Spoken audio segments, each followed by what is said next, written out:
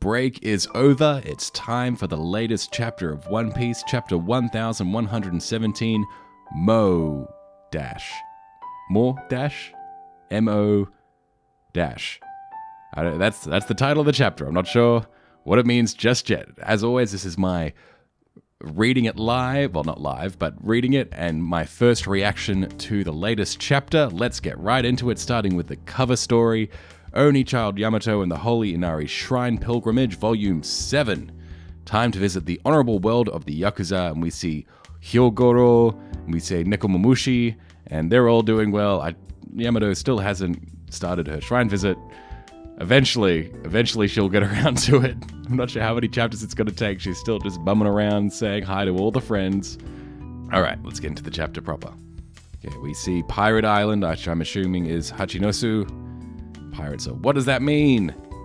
There could be a bunch of treasure down on the ocean floor. It's like, you pea brain. It's not like the world is full of cities of gold. Well, we know of at least one. It's 200 meters deep. You'd be sea beast Chow if you weren't looking. And they're mentioning ships that can dive, and they're like, how could we afford one of those? So obviously Law is really, he's quite rich to afford his submarine. And then they're talking about mermaids, and like, oh, maybe if we caught a mermaid, I'd do anything to meet them. Okay, now we see the Grand Line. We see the Monkey Boys, and I'm still sick, so there will be some coughing interruptions. I see, I think it was Roland was his name, and he's thrilled by this information. He's like, it sounds romantic. Doesn't anyone else up for another diving expedition? It's like, hey, now that we know it's not just around Jaya that we can dive for gold. We've got the entire world. And does he look a bit more handsome? Has he got the I've fulfilled my dream, so I look more handsome effect going on right now? But yeah, they're thrilled by the story of civilizations deep underwater. And we see the Navy General Hospital. We see Kobe. Oh, Kobe-senpai, this must be about the One Piece. It really makes you think. Now, Kobe, he is beat up, but he is alive. He's going to pass out. I'll write everything down later. It's hard to keep up with all these thoughts racing around my head. He's crowded by a bunch of Marines, including that dude with a long hat. And, I can't remember that name. Female Marine, but she's just told the captain his recovery is going well, but he wants his space. And Kobe is saying, hey, things are really coming to a head, aren't they, Prince? Oh yeah, his name is Prince. And he's saying, yep, it sounds like we're going to get some hard-to-hear answers soon. It's our turn to step up, so the next generation of Marines are pondering what this means for them. And we see X-Drake in hospital. He's alive. Not sure where he's alive, and it looks like there's a Den Mushi in his room. It kind of looks a bit Doflamingo-y. It's got like the neck frill like things. It's but maybe it's not Doflamingo because he has more like the feather boa sort of thing. But it's an interesting looking Den Mushi, unless it's just his, and that's apparently what his looks like. So he's in a hospital, probably the Marine hospital, I'm assuming, because it's not like we've got one of those cards telling us that we've changed location. So, oh no, that's what it is. It's a Vegapunk Den Mushi. Sorry, I overthought it. It's the Vegapunk Den Mushi because that's his hair. Yeah, we flash back to the new world. Tashigi, where are you now? That's Smoker calling Tashigi, and she's at the General Hospital as well. I'll cut out all the coughs in post. He's on his smoke motorcycle, which I don't believe we've really seen him use in the new world, but he's riding it on the ocean, so that's pretty bold of him. Okay, now we're back to I just said his name. How have I forgotten his name? We're back to Vegapunk's message. I realize I've been quite vague on this point, however, I can't add anything further other than pure speculation. Like, they keep going! The crowd's like, keep going! What did Roger leave behind? Tell us what the One Piece is!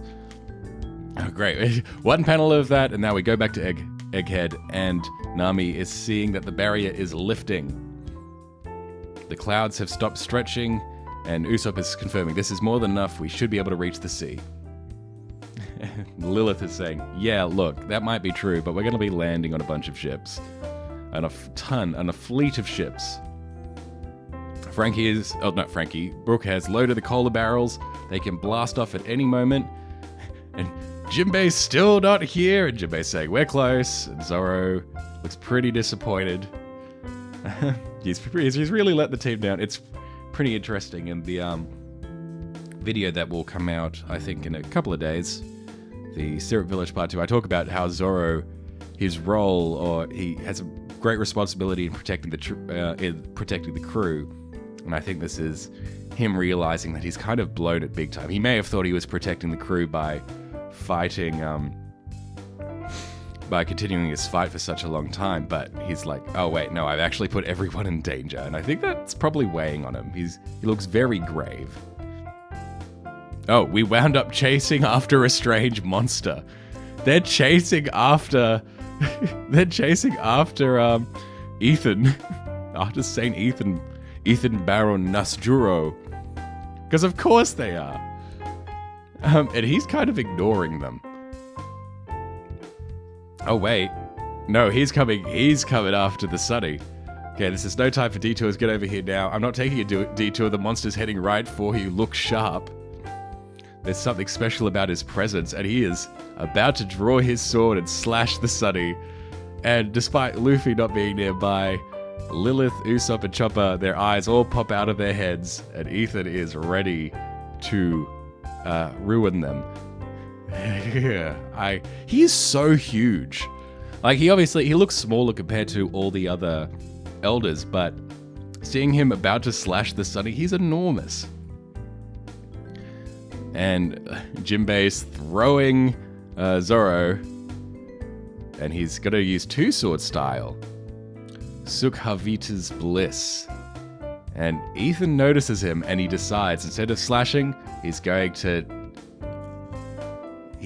take on Zoro. So he actually sees Zoro as a threat there. Interesting that he's only using two-sword style. And he's not wearing his bandana either. You might regret that, Zoro. A Kitetsu blade. I'm not sure who's saying that, if it's Ethan or if it's Zoro there. It's not entirely clear. Maybe they're both saying it. It looks like the speech bubble's coming from both of them. And, well, Zoro, impressively enough, has managed to blow Ethan, toppled him backwards. And Jinbei catches Zoro. Zoro then tells them to launch the ship. There's no time to waste. So, okay, Zoro, you've redeemed yourself just in time. You obviously wanted that dramatic entrance protecting the Sunny and the crew. The northeast coast of Egghead, we see Jewelry Bonnie. She's like, where is bloody Straw Hat? We can't hold them back much longer. Sink that ancient ship of theirs, yells a Marine that's probably put on a bit too much lipstick this morning. It's just one vessel, even if it looks like it came right out of a legend. Our signal isn't getting through all this. Luffy, that's Sanji, he's on the I want to say Viking ship, but the giant ship. And Luffy calls out from the fire. We can't see him, but we can hear his voice, but he's like, we're here, get ready to set sail. Sanji's like, that's obviously Luffy. No mistaking that loud voice of his. Oimo Kashi! That's the Dory and Broggy calling out to them, get the ship ready. They say, leave it to us, Captain. Set sail, turn the ship around, let's get out of here. And the Marines are all crying, get away, don't let them get away. We see a couple more giant pirates. Do they look familiar at all? No, they just look very... we're just seeing more giant pirates and more of their designs. With very... lots of helmets adorned with horns and some such. These pirates are from over 100 years ago. Don't be scared of fossils like them. Shake them off, you bastards. And they're like, this is impossible. And we're just seeing the giant pirates just decimating, but with their hands, not even with their weapons. They're just pulling at the marine ships and ripping them apart, literally. And they're, of course, all smiling and laughing. They're having a great time. And the Marines are saying, fall back, get the remaining ships in formation, give it everything you've got. You would hate to go against these guys. How are they only worth... This is what I mean about I mentioned it in a one-off video before that I don't think One Piece was meant to go this long, and I think the max bounty was probably originally going to be around like 500k, maybe a billion, because there's no way. So this destructive force that their captains would only have 100 million. And when we saw them originally, Dory and Broggy, 100 million was like, oh, that's huge, that's massive, that's an incredible amount. That's even, we learn, even bigger than Crocodile.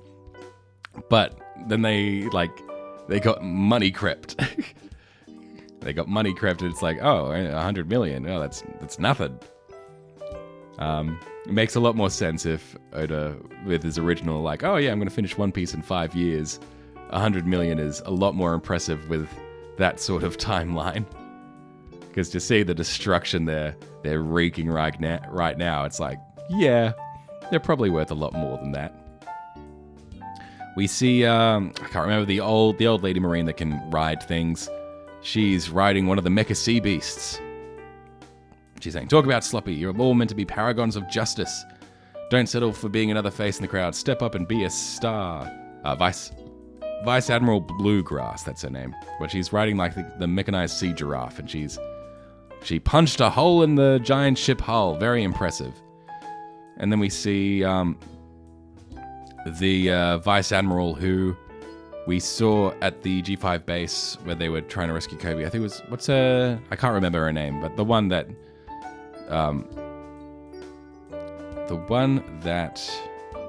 she had a connection with Egghead in some way, I believe. I can't remember, but either way, she's the young one with the tattoos, and she says, and I'm gonna punch one in you, and she's hucking up her fist, and she goes and she absolutely blasts one of the unnamed giants. She calls it the rock and roll blaster. It's quite impressive. It looks like she's hit him several times in quick succession. Vice Admiral Doll. It's always the next page that has their names. Her ferocity always sends shivers down my spine. Oh, was it Kashi? Because they're calling out, Kashi! It kind of was hard to tell because his took quite a big hit. It's a bit distorted, his face. And they're like, keep going, so what if they're freaking giants? And Luffy's turned back. He's seeing Top Man hot on his tail. Oh wait, no, he's not. It's the opposite. He's saying, wasn't the board just behind us a second ago? That's great, now we just gotta worry about boarding the ship. Where did he go though? You said it's high time we set sail. Gabba-ba-ba-ba, Dory and Broggy. Oh, yep, so what we suspected last chapter, we see 4 of the 5 elders all going and facing the Iron Giant, and it's oh man, seeing 4 of them, all in their most powerful forms, all gathered up at once. Sans Ethan, because, he needed to get deflected by Zoro. That's quite intimidating. Let's see how strong the Iron Giant is. So Vegapunk, I have one last message I wish to impart. It is for those of you who are scattered all across the world. And we see, I think that's, Marcus Mars. He's saying, wait, is that... We get a zoom in his eye. Yes, it is the very Iron Giant which rampaged through Mary Joie 200 years ago. There can be no doubt about it. That is Marcus Mars saying that. They just, so it's not that it's a second machine. It is actually the exact same. Unless it, well, actually, sorry, he says there's no doubt about that. So I think that implies that it is a one of a kind Iron Giant. Oh, sorry, I just saw the next panel. Vegapunk, those of you who carry the letter D in your name. And now we see the 5 elders saying, curse you, I think towards the Iron Giant. I think they actually are not a big fan of the Iron Giant. And now we see Dragon, he's reacting, he's like, Ace, Luffy. That's Sabo saying that. Luffy-san, Vice Admiral Garp, that's Kobe saying that. We see Blackbeard reacting. Among you there is, and we also see, oh my gosh, I forgot Law's first mate's name. It's Beppo. How do I feel? I wanted to call him Kuba, but I'm like, no, that's not. We've seen a lot of Kuba this arc, but yeah, Beppo. So among you is. Oh, you. I knew it. I said it. I said it last chapter review that it was the thing was gonna get cut off just before Vegapunk revealed a spicy bit of information. So we see Top Man. He says Mo. So this is where the chapter title come from. Okay, sorry. I'm getting lost in how excited I am for this chapter. So, Vegapunk says, those with the initial D in your name, or carry the letter D in your name, among you there is Mo, M-O, dash, and then Walkyrie, Top Man, he hits the Iron Giant, and it seems to cut off the transmission. Translator note, in Japanese he gets cut off as he says the Mo, so that's a hiragana, Mo. This could be the start of an unknown word, or it could be a particle for also. So we don't know. It could be an unknown word. It could be anything, really. But transmission is cut off. Walkyrie says that is enough. We see the Iron Giant get hit into the ocean, crushing a bunch of marine ships. Vegapunk. So that is enough, Vegapunk. And we see all around the world, it gets cut off. The screen goes to static. Viz, what? It cut out. Vivi, what was he about to say? D? Question mark, exclamation mark. Did the signal get jammed? Huff, huff, it's over. Words that echoed in vain. No break next week. So, I feel like this is the sort of chapter that you would have a break next week. all the One Piece analyzes, all the One Piece theorizes. Okay, what is Mo? What 1,000 words have Mo in it? In Japanese, of course. So it's not going to be. This isn't a case of like, oh, it's short for monster, or it's a Japanese word that's got the Mo character in it. We have no idea what that is. I'm kind of disappointed by the Iron Giant, though, frankly. I was expecting to see an exciting battle or a fight. Kind of just got knocked on its butt. What does Mo mean? I actually have no idea. I'm not a Japanese speaker. I'll leave that to people who are a bit more proficient in it. But I knew it. I called it last week. I was like, play the clip. But yeah, I called it last week. I knew that Oda wasn't going to let us get everything that Vegapunk was going to say. He's going to leave a spicy bit of information obscured, that the Iron Giant was going to get defeated just at the last moment, because of course it was. Dang it. It feels so unsatisfying. Alright. I'm going to call it there. I don't really have much to add this chapter. I think Zoro's got a little bit of redemption, being able to reflect Ethan. Or it could be a Kitetsu blade going against another Kitetsu blade potentially caused this. Either way, they both seem interested in each other's swords. Though, frankly, Ethan's sword is so massive, I can't imagine Zoro using it, to be honest. Also, the panel where he deflects Ethan, it's hard to get a gauge on Ethan's size, because we see the one where we see him running in front of Jinbei and is huge, and we see him about to slash the Sunny, and he's enormous, like he dwarfs, I think that's Nami? Yeah, he's dwarfing Nami. But then when we see him clash with Zoro, yeah, he's huge. Like, his sword is, yeah, so there's no way Zoro's going to use this sword, because it's longer than Zoro is. Like, Zoro's height is the height of the sword. But then there's a bit of height shenanigans when we see the deflection, and it looks like Ethan shrinks a little. Then again, hang on. Sorry, I know I'm being a bit I'm repeating myself here. I'm just realizing other things. We've seen Ethan in his, not beast form, with his sword next to him. And yeah, it's a large sword, but it's not that large. So, is the sword changing size with Ethan? Like legitimately, is it something as part of their transformations that allow the swords to change size? Or is it something about the blade itself, which is it will change to be the size of the wielder? That's a strange question. It's a question that needs to be considered, because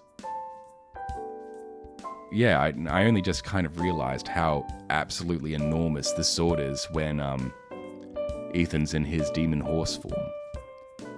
All right, either way, great chapter. I knew Oda was gonna tease us with a final tidbit of information, but of course he is, because we need Robin to discover all of this stuff. And I guess that's it. I'll see you next week. Bye.